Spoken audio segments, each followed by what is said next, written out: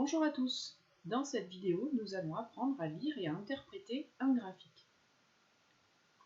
Alors, une grandeur B est représentée graphiquement en fonction d'une grandeur A. Qu'est-ce que ça veut dire? Ça veut dire que ce qui nous intéresse, c'est de savoir comment la grandeur B varie quand on fait évoluer la grandeur A.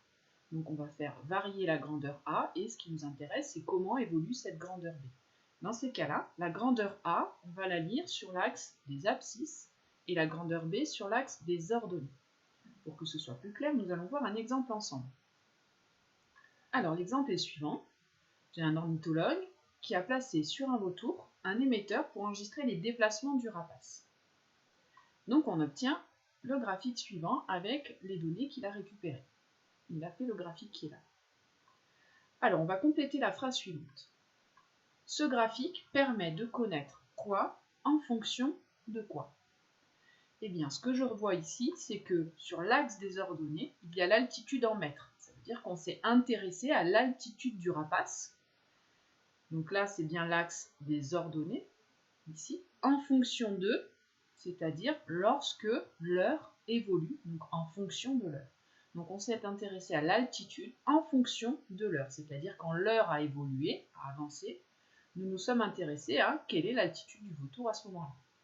Voilà ce que ça donne sur ce graphique. J'ai bien la grandeur B sur l'axe des ordonnées en fonction de la grandeur A sur l'axe des abscisses, donc l'altitude en fonction de l'heure.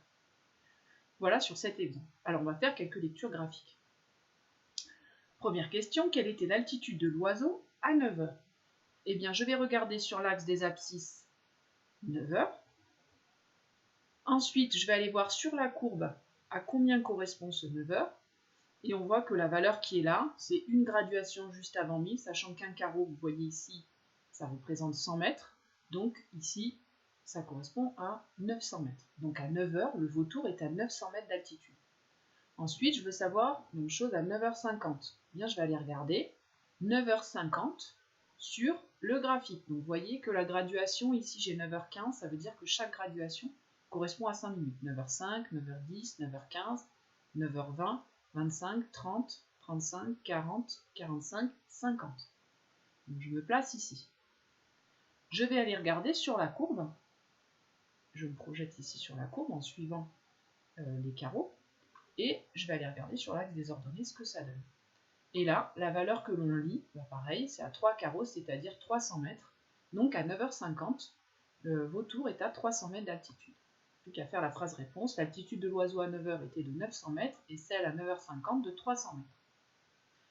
Autre question, à quelle heure le vautour était-il à une altitude de 100 mètres?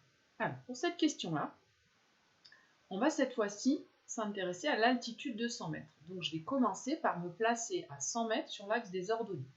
Et puis je vais aller regarder sur la courbe, en suivant toujours le quadrillage du repère, sur la courbe, à quelle heure ça correspond. Donc je vois que je croise la courbe ici, et puis je vais aller regarder ici sur l'axe des abscisses, à quelle heure ça correspond. Donc l'heure qui est là, 9h30, 35, 9h40. Donc le vautour est à 100 mètres à 9h40.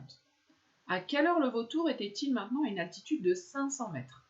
Je vais faire exactement la même chose. Je vais me placer à 500 mètres sur l'axe des ordonnées et je vais aller regarder sur la courbe à quel horaire ça correspond. Alors, je vois que je coupe la courbe à cet endroit-là, ce qui correspond ici à 9h10.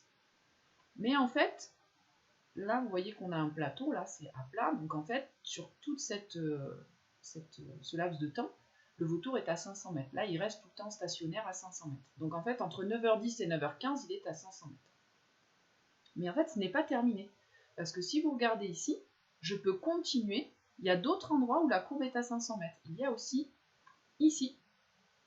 Et donc, je vais aller regarder aussi l'horaire, 9h25. Et puis, c'est encore pas terminé. Il y a encore le point qui est là, qui est aussi à 500 mètres. Vous voyez qu'il y a plusieurs points qui correspondent à une altitude de 500 mètres. Et donc, je vais aller lire la valeur ici, 9h55. Donc, il y a plusieurs horaires pour lesquels le vautour est à 500 mètres, entre 9h10 et 9h15, à 9h25 et à 9h55.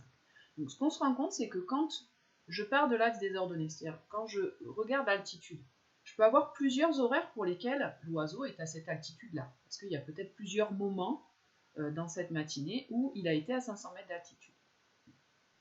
il peut y avoir qu'une valeur. Par exemple, 100 mètres, j'ai qu'une valeur. J'aurais pu me poser la question, à quelle heure le vautour est-il à 1200 mètres? Si je regarde à 1200 mètres, c'est tout en haut, mais il n'y est jamais. Donc, il se peut aussi que j'ai pas d'horaire pour lequel j'ai l'altitude qui lui correspond.